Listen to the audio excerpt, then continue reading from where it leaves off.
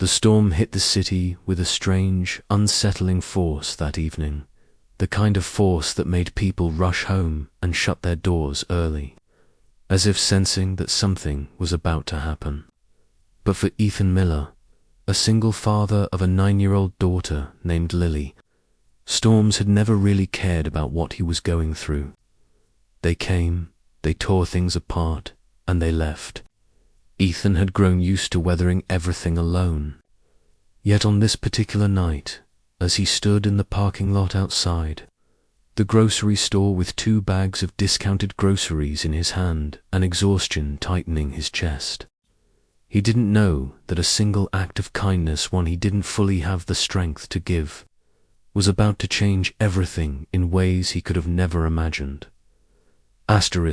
Before we continue, if you believe in kindness, second chances, and emotional real-life stories, please like, comment, share, and subscribe to our channel, Kindness Stories.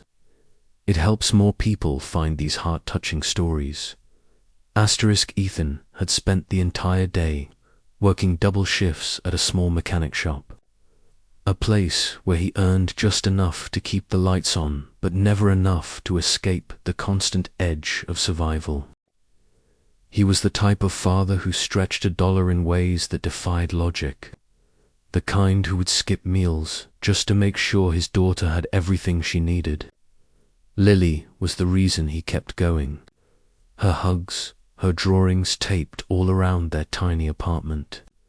Her innocent belief that her dad could fix anything, even the things that felt permanently broken inside him, kept him standing when life tried to push him down. As he walked toward their old car, the wind slicing through his thin jacket, he noticed a figure sitting on the curb near the far end of the lot. A woman, lone, drenched, trembling, her arms wrapped around herself as she stared at the ground. She looked completely lost, like someone who had been running not just from the rain, but from life itself. Ethan saw her, and for a moment he hesitated. He had nothing extra to give. Not energy, not time, not money. But the truth was, people who suffered long-term learned to recognize pain in others instantly. The way someone who'd been burned knew the smell of smoke before anyone else. Ethan sighed, shifted his grocery bags to one hand, and walked toward her, because if someone didn't do something for her tonight, he wasn't sure anyone ever would. He approached slowly, unsure of what to say, unsure if she even wanted help. The closer he got, the clearer it became that she was crying quietly, almost silently, but her tears were as real as the storm around them. She looked up at him with a mixture of fear and hopelessness, and Ethan felt something inside him twist. He offered her the grocery bag containing the warm rotisserie chicken he had planned to share with Lily for dinner. He didn't know why he did it. Maybe it was instinct. Maybe it was exhaustion. Maybe it was the memory of nights he'd felt just like her, tired, invisible, and forgotten by the world.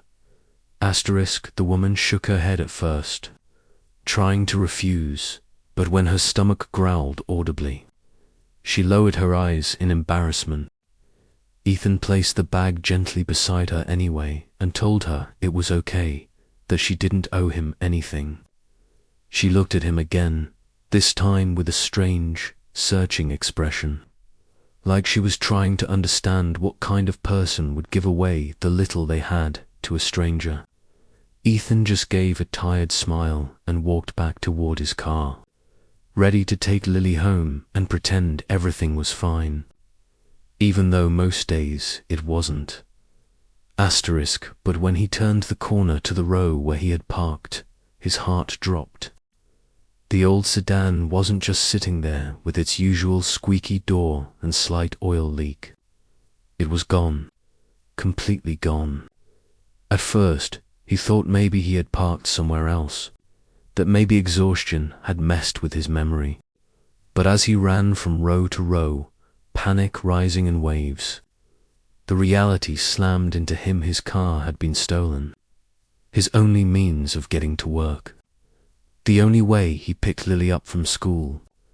The only thing he had managed to hang on to through years of struggle. Asterisk, the parking lot became a blur as he held the grocery bag close to his chest.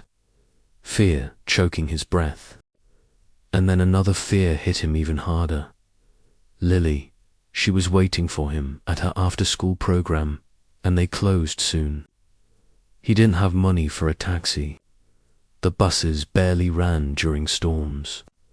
Every second he wasted meant his little girl was sitting there wondering why her father hadn't come. His hands shook as he pulled out his phone, but the screen stayed dark. Dead battery. He had meant to charge it at the shop, but forgot. Asterisk, he didn't know what to do. For the first time in a long time, Ethan felt completely powerless. It was as if life had waited for the exact moment he chose kindness. Just one small act to take everything from him at once. His breathing turned ragged as he stood there, the storm drenching him, the weight of panic crushing his chest. He felt the old familiar terror of failing Lily, of not being enough for her, tearing through him. Asterisk, he was on the verge of breaking when he heard footsteps behind him. The woman he had helped earlier approached cautiously, holding the grocery bag he had given her. She must have seen him searching and panicking, because concern replaced the hopelessness in her eyes. Ethan tried to hide his fear, but she understood immediately. She pointed toward the small cafe across the street, urging him to go inside where it was dry, where he could use a phone. At first, he refused, embarrassed to accept help, but then he remembered Lily waiting, trusting, believing in him. He nodded. Asterisk, inside the cafe. The warm light and smell of coffee felt surreal compared to the storm outside. The woman asked the staff if Ethan could use their phone. When he called the after-school center, his voice cracked with relief when they said they would wait with Lily until he arrived. He apologized over and over, but they reassured him she was safe. That bit of mercy alone almost brought him to tears. Asterisk, when he hung up, the woman looked at him with guilt, heavy in her expression. She held out the grocery bag again, trying to return it, but Ethan shook his head. But then she did something he didn't expect. She reached into her pocket and pulled out a small key card, the kind used for hotel rooms. She handed it to him with trembling hands.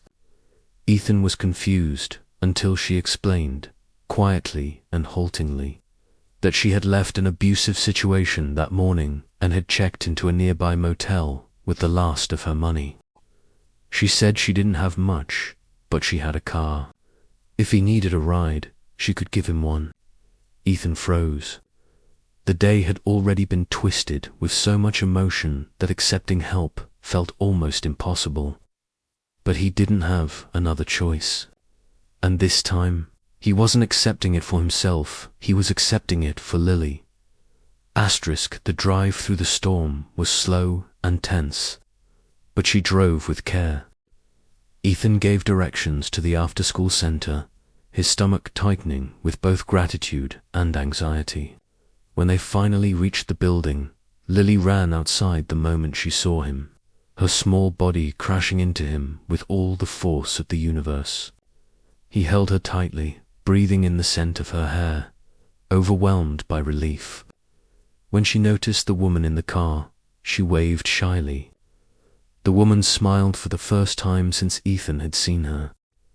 Something about Lily's innocence seemed to heal something in her, even if just for a moment. Asterisk, Ethan knew he couldn't repay her. He didn't even know her name. But he thanked her with a sincerity that came from the deepest part of him.